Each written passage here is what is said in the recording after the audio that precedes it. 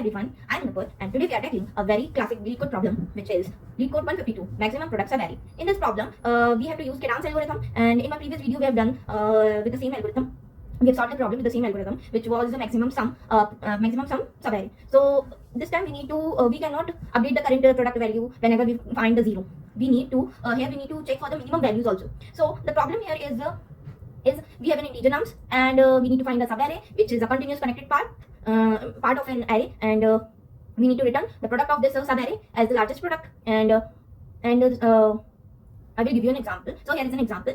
We have a nums array, and we here the output is 6 because multiplying -2 will result as the minimum product, and so that's why we also cannot take the 4 here. So multiplying 2 and 3 will give us the maximum product.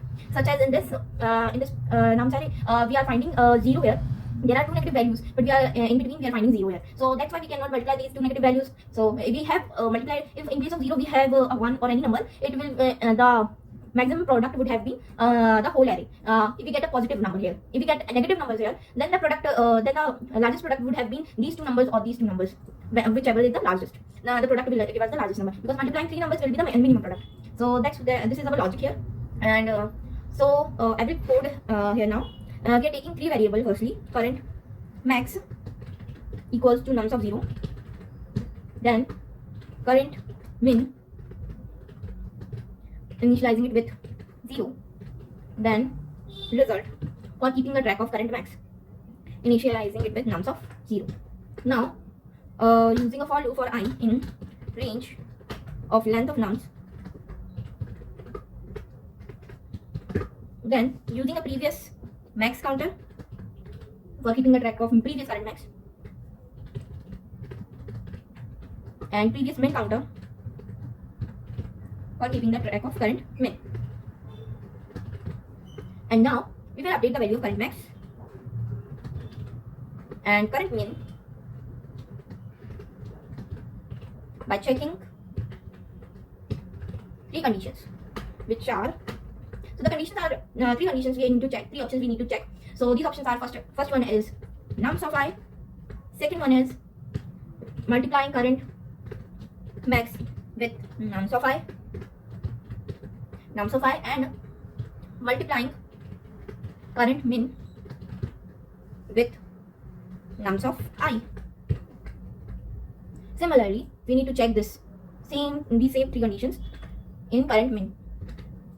Then we will get the current minimum value and current maximum values, and we will update the result equals to max of current min.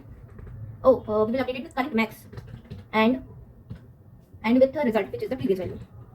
And after that, we will return the result.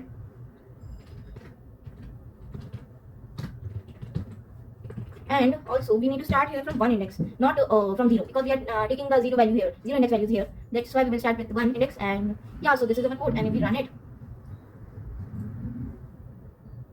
yeah, so all test cases are passed, and if we submit it, so it is giving us wrong answer. Why this is happening?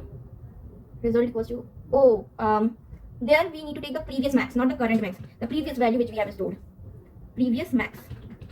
And here also previous max, here previous min, here also previous min.